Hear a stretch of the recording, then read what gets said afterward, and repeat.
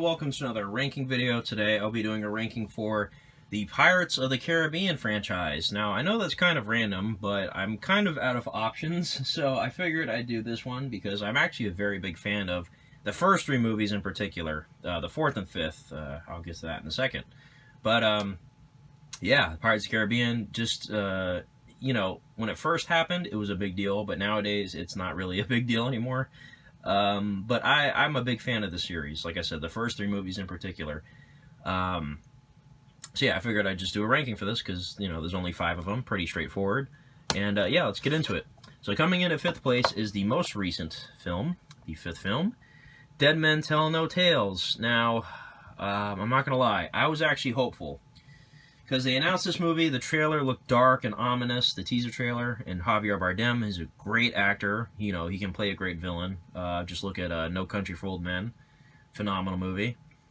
Won an Oscar for that, by the way. And he was a great villain in that.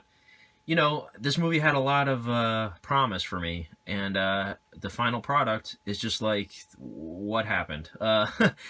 This is literally one of the most forgettable movies I've ever seen. I've only watched it once, and I have zero interest in watching it again. Not that it's terrible, per se, but I just don't know what they were thinking. Hold on, I just got a message on my phone. There we go.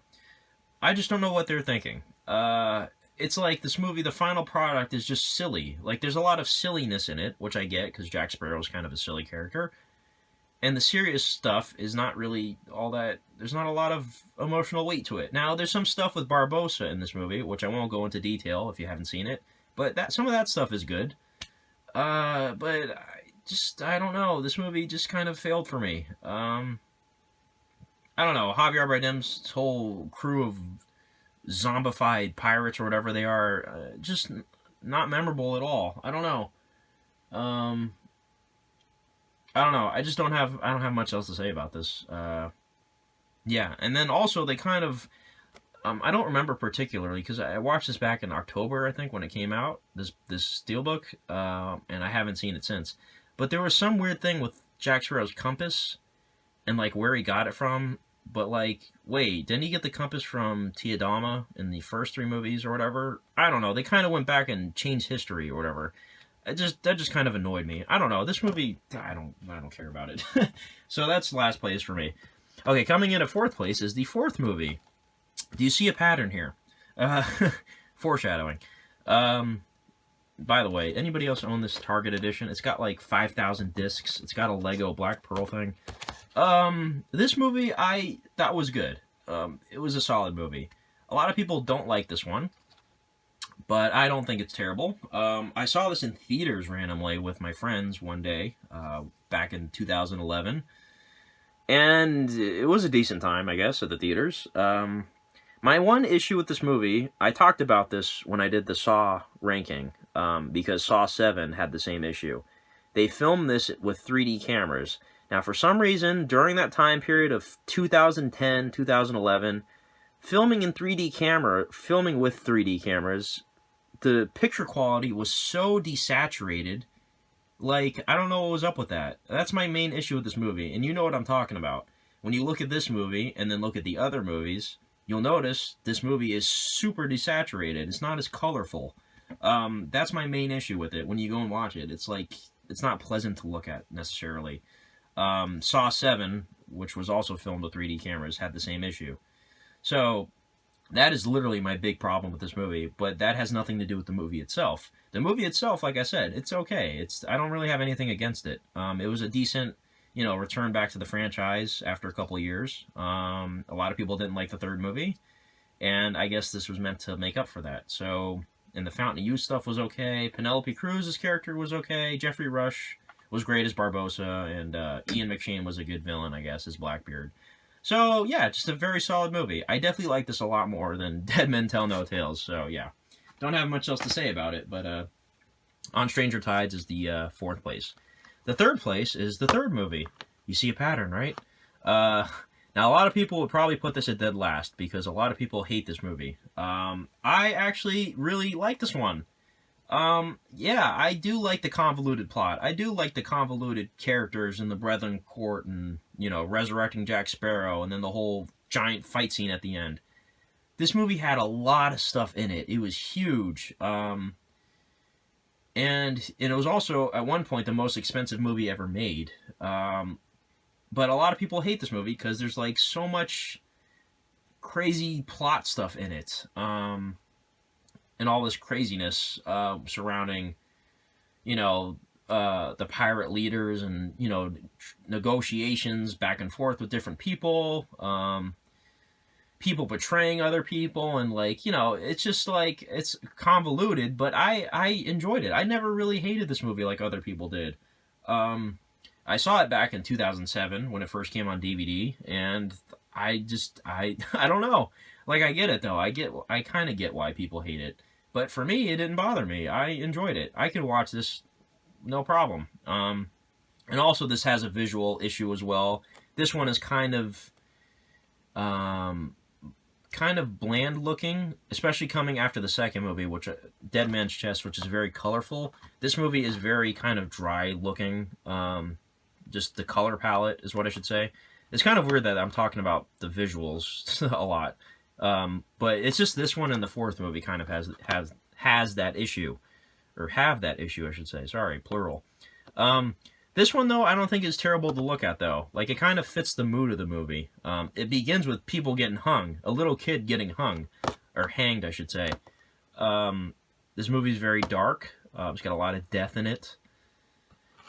Yeah, I don't know. It's kind of hard to imagine that this is actually a Disney movie. But I don't know. I like it. I like the stuff with Singapore. I like the stuff at the end. The whirlpool. They're having a fight. With Davy Jones and whatnot and all that stuff. Barbossa was kind of took a back seat in this one, but I thought his stuff was great. You know, just kiss. Yeah, I don't know. I like the third movie. A lot of people hate it, but I like it. Coming in at second place is the second movie, Dead Man's Chest. I love this movie. This is like one of those instances where the sequel is, like, arguably better than the first one, but for me, I like the first one more. I love this movie. I remember how big of a deal it was when this came out back in 2006, because this movie made a ton of money. It went over $1 billion. At one point, I think this was, like, the second or third highest-grossing movie of all time. Davy Jones was a great villain. I don't know. This movie just... I love this movie. I'm actually one of the biggest fans of this movie in particular. All the emotional stuff with Johnny Depp, or not Johnny Depp, I should say Jack Sparrow, at the end. You know what happens to his character. And what Keira Knightley does to him. Handcuffs. All that stuff is great. I definitely feel all the emotions. And then you got the scene at the end with Barbossa, which was, like, amazing. One of my favorite endings to a movie ever. Yeah, and then you got the whole sword fight scene with, hold on a minute, Jack Davenport's character. I can't think of his name right now. Norrington, there you go. That stuff was great. His character arc. Yeah, I just love this movie. I love the scene where they're on the island with the cannibals or whatever, and they have to escape. That scene is amazing. Dead Man's Chest, I love it. I just love it. Anybody else love that movie as much as I do? Anyways, number one is Curse the Black Pearl. Of course it is. Of course it is. This movie is super fun. You can watch it anytime. It's the proof that the first movie in a franchise is always the best. Yeah, this movie's almost a classic. I don't want to call it a classic yet, because I don't feel like it's that old. I mean, it's 15 years old now. But, yeah, Curse of the Black Pearl. Don't have much to say, but everyone knows this is the best one. It really is. Jack Sparrow, or Johnny Depp. I keep confusing the two. Understandably, right? Johnny Depp got nominated for an Oscar for this, which is nuts. Jeffrey Rush, fantastic villain, Barbossa.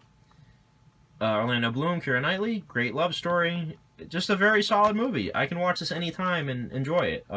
It's the quickest 2.5 hours ever, right? It's 2.5 hours, isn't it? I feel like it is. Where's the runtime at? Hold on a minute, I'll find it. Yeah, 143 minutes. Pretty much 2.5 hours. So yeah, I love this movie. Curse the Black Pearl. Essentially a classic. So anyways, my ranking was literally from 5-1. So literally each movie just gets a little worse each time. But I don't want to say Dead Man's Chest gets worse. I think it's just as good as the first one, maybe better. But personally, I like the first one more. But anyways, that's my ranking. What do you guys? How do you guys rank these movies? Do you think I made any mistakes? Maybe with World's End in particular. I assume everyone's gonna have Dead Man's Chest at or not Dead Man's Chest. Dead Men Tell No Tales at the bottom. I'm just assuming. But anyways, let me know how you guys rank these movies and what you thought of my opinions. And that's about it. Thanks for watching. Bye-bye.